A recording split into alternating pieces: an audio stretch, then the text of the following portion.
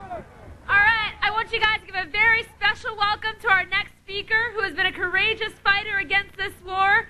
Please give much love and respect to Michael Berg, whose son Nicholas Berg was killed in Iraq in 2004. Thank you. Thank you for being here. 3 years ago, my son Nick went to Iraq on a mission of peace to help the people of Iraq rebuild that country. He was arrested by the Iraqi police and turned over to the U.S. military, who held him illegally for 13 days. 13 days during which time the horrible events that took place at the Abu Ghraib prison, the rapes, the murders, and the torture, were made public, and the city of Fallujah exploded, and the people of Iraq united in resistance against this country. Because the military held Nick in their prison until this explosion came, he never made it home. He was abducted and killed in May of 2004. And I stood up and said that Nicholas Berg died for the sins of George Bush and Donald Rumsfeld. Had I realized it at the time, I would have added Alberto Gonzalez, who rewrote those definitions of torture to allow those atrocities to happen. Well, right now, we've got one down, one on the verge, and one to go. Impeach Bush. Impeach Bush. But you know, the Bush administration, they're not the only ones that are responsible for this war. I know how I voted in 2006, and in 2004, and in 2000. Did you get what you voted for yet? I didn't. We need to tell our congressmen right now and our congresswomen right now that we won't vote again for war funders. No votes for war funders. Send a postcard now to your congressperson and just say on it, no votes for war funders. Thank you.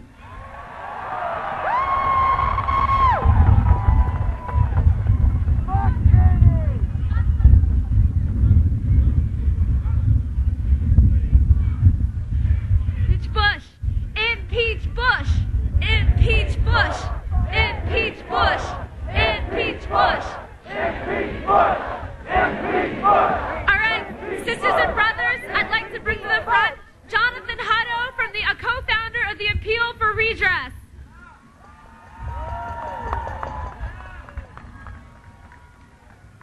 All right. Money for jobs. Oh, act like y'all hear me. Money for jobs. Not for war. Money for schools. Money for health care. Money for jobs. I come here as a co-founder of the Appeal for Redress. If the other co-founder, Marine Sergeant, now out of the Marine Corps, Liam Madden, is around, come up to the stage.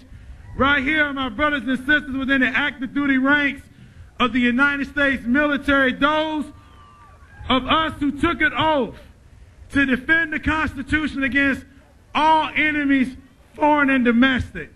Well, now we're here fighting a domestic enemy policy, a policy that is continuing to destroy the country of Iraq, to decimate its people in the hundreds and hundreds of thousands, a policy that has killed over thousands of American troops and soldiers, and sadly, they come back here and cannot get proper jobs, proper health care, and the proper treatment they need. So what the appeal for redress is, building off the strength of the GI movement, and there are veterans of the GI movement out there, I'm going to wrap it up, is it gives military members the right to appeal to their members of Congress to end the war in Iraq. Go to www.appealforredress.org.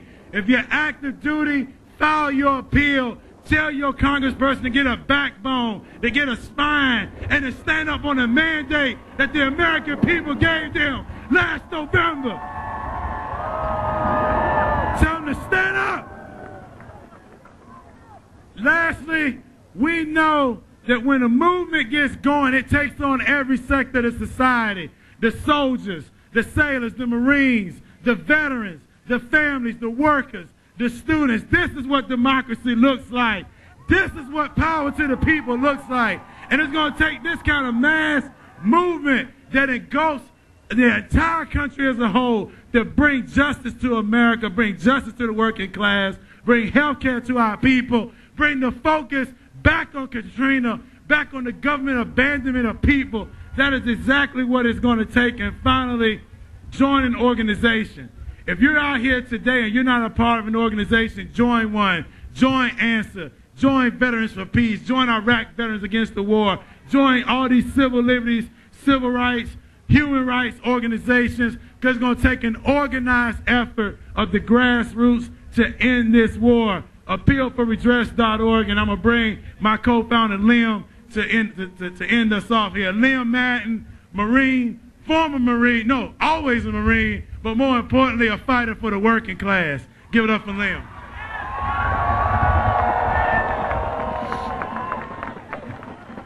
Thank you for coming here to D.C. today to join us in the struggle for peace, an ongoing struggle, not the accumulation of a struggle, but the beginning of one, going towards the climax of one. But I do not want to wake up in the year 2015 to a war in Iraq because we were too timid in the year 2007. It is our actions now that will determine if we create our future or if our future is created for us by war criminals. Congress has done nothing meaningful to stop this war, and our calls for logic, our pleas for sanity, and our demands for humanity have fallen on deaf ears. Therefore, it is on us to end this 4-year war crime. And I will be brutally honest, it is insane to believe that more of the same will end it. Our clever signs, our passionate speeches, and our large crowds alone, if that could end the war, we would not be here today. The truth is, our protest will not end this war. Only our resistance will end this war.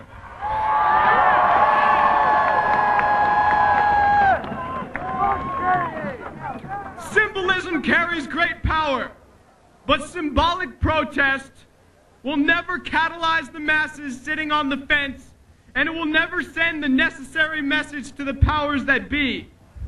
Only our tangible resistance, our determined risk-taking, and our bold civil disobedience will deliver a message capable of reaching our paralyzed nation. Our mouths can still speak passionately, and our signs can still be stinging, but our bodies must be obstructions to business as usual. Our minds must grasp the urgency of our endeavors, and our souls must be committed with a sincere love for our purpose of peace. So let's step it up. Let's make a transition from symbolic protest to tangible resistance. Let's put our bodies in the streets. Thank you.